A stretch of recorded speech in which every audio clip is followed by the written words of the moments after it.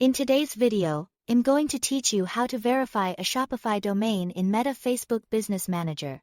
This is an important step if you want to improve domain ownership verification inside Meta, especially when you're connecting your Shopify store to Facebook and Instagram features. The process is straightforward, and in this walkthrough, I'll guide you through it carefully so you can follow along without confusion. First, log into your Meta Business Suite account. Once you are inside, go to Settings.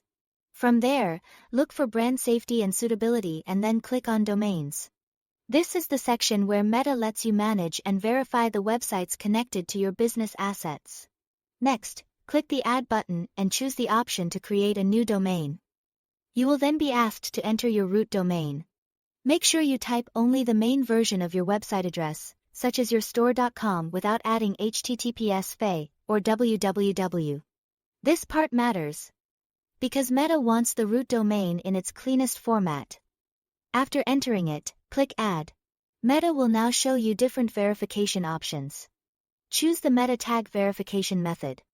Once you do that, you will see a code snippet. Click it to copy the meta tag because you'll need to place this inside your Shopify theme in the next part. Now switch over to your Shopify admin panel and log in. In the left-hand menu, go to Online Store. Then click Themes. Find your active theme and open the menu next to it by clicking the three dots or the drop-down option. From that menu, select Edit Code. Inside the code editor, look under the Layout folder and open the file called theme.liquid. This is the main layout file for your storefront.